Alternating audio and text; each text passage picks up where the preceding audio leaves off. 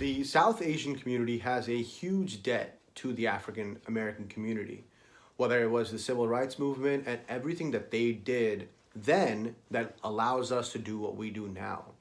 We're flourishing in America in all different fields, and a lot of that was because of sacrifices that people before us have made. I sat down to have a conversation with one of my friends who happens to be black. We had a conversation about what it means to be black in America.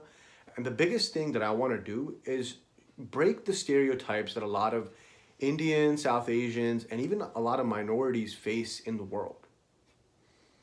Hopefully, this conversation helps you bridge a gap or extend you the opportunity to have a conversation with people that are different from you. At the end of the day, we're all the same going through different experiences. And I hope my conversation with my friend helps you break some of the stereotypes that we have about different communities. So first and foremost, Kenny, can you tell us a little about yourself?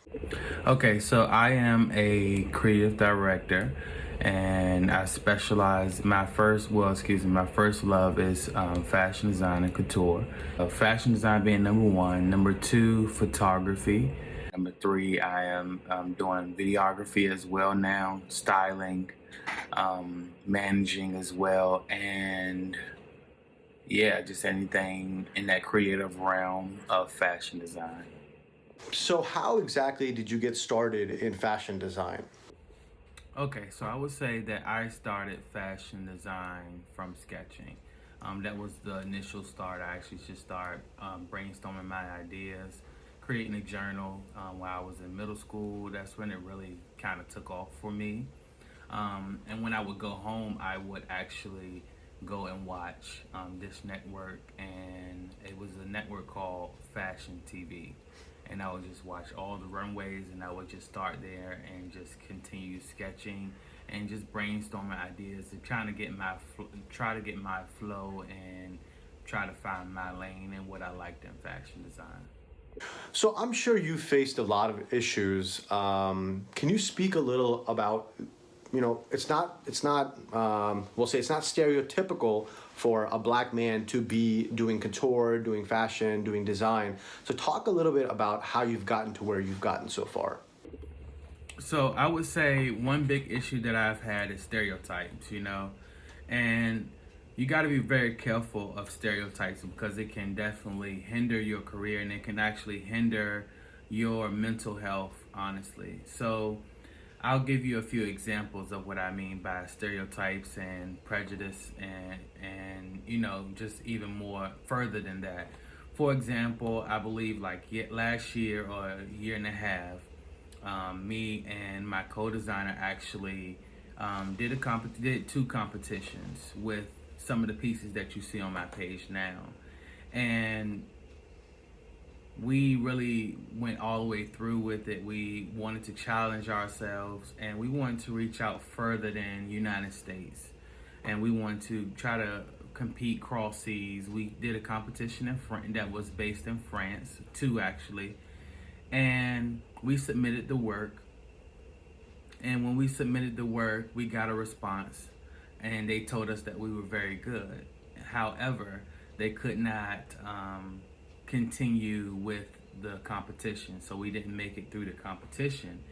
And I just knew that it wasn't the work because the way the lady responded on it was saying, "Oh, it was phenomenal. It was really good," and she was sad to have to turn us around. And I feel like it was prejudice, and I think it ties back to systematic racism and just racism in whole. So I feel like it, in a way, at first, when I first read it, I was very disappointed, and it made me kind of back up from actually presenting more so with my work and just honestly putting my art out there more than putting myself out there, because I believe that it was this type of, I can't really explain it, but it's this type of persona. Like, you have to be from New York, you have to be white or French or Italian to really know fashion and couture. And since I'm from Virginia and I'm doing couture, to them, I don't feel like they wanted to, I personally feel like they did not want to pursue that. because of the color of my skin. I think that was a big issue. And not only that, I also applied to when I was going in college. I applied to FIT, and I went to a temporary college because I did not think that. Well, I wanted to get an understanding of college first before I just jumped into a huge financial aid issue where, those colleges now in New York, like Parsons, FIT, those big fashion colleges, are charging almost 80,000 to 100,000 per semester, and I could not afford that. And I'm not we surprised. weren't I wasn't given the opportunities that I feel like some other people were given from that. So, but it made me work harder, honestly. But I would say that that was a huge issue for me, just overcoming those no's and kind of turning them into yes. I know, working at Apex with you, we learned to overturn a lot of no's doing door to door, and I think that was the biggest impact it had on me, was to keep going when you hear no. Like, no now to me, and then no meant I can't do it, I'm not going to do it, just stop, don't try. And now after that phase in my life, I feel like no means next opportunity. Oh Keep yeah, I've heard moving that. forward. Hmm. And that's what I would say most of my issues was. Other than that, it's really just people to people relationships, and just keeping up with them and actually networking, and just getting people to really understand your vision and understand that you're trying to increase them and not take away from them. So it sounds like you've obviously done a lot of good things, not just in the work that we did together. I know we got featured in a magazine. One way we can break the stereotypical cycle is by starting off young and letting kids explore their talents that might not be stereotypical for their race, age group, whatever it might be. So what is some advice that you might have for someone like, we'll say, a younger Kenny? What advice would you have for a younger Kenny? So, what would I say to my younger self? Let me see. I would say, if the opportunity is not there, to create it.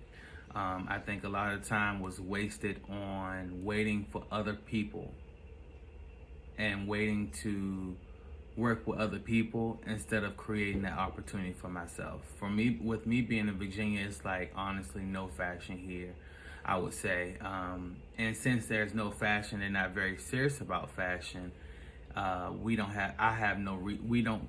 I never had really any resources to work on most of the projects had to work on. I had to actually find resources or create them or learn skills that I felt like would have been a lot better if someone else were there to help me along the way with them. So right now I feel like Virginia is kind of like crabs in a barrel. And with that being said, it's, more so people working towards what they want to work towards instead of really collaborating, because we have a lot of very talented people in Virginia, I would say, but we gotta learn how to work together, honestly, and come together for one vision and one cause, and just continue to pursue something better than what life has given us, honestly. Yeah, that's where we want to start. We want to start off by collaborating. We want to start off by allowing kids, especially at a younger age, to express themselves and explore their talents. And it's a great thing for me to be able to talk to you. I know you've been featured in multiple magazines. I know that you've also gone to New York Fashion Week. But for everyone here, how do we find you? So you can reach me by Xavier F. Jones on Facebook. If you're doing Instagram, you can reach me from House of Z. So that's going to be spelled HAUZOFZAVIER, or Xavier Jones Couture at gmail.com. And if you want to shop on Etsy, it is God's Word Vintage, and I will be putting actual custom pieces up there pretty soon. Oh, nice. And we have a lot more coming soon for you all. And we won't get into details of it, but we have a lot more coming soon for you. And Marshall, again, I definitely appreciate this. Thank you for everything you've done. And thank you for taking the time to even ask these questions and really bring light to the topic. Thanks again. Yeah, of course, Kenny. Thank you so much for being here, man. I know that there's a lot of politics that gets involved when when we're talking about any subject. It feels like we wanted to bring you something that would be separate from politics, just a little bit of positivity of people that are already doing it in non-stereotypical fields. And again, thank you so much for being here, man. The only thing I want to say is make sure that, I know Kenny talked about resources. One of the ways that we get resources in America, and something that's specifically happening in 2020, is the census. So I'd encourage everyone to go do the census. If you have any comments or feedback about the video, I would love to hear more about it. And the biggest thing is, let's start a conversation with people that we're not stereotypically seen around, so that we can make it a whole worldwide solution to this problem that we're all facing together. Thank you so much once again, Kenny, and I'll see you next time, man.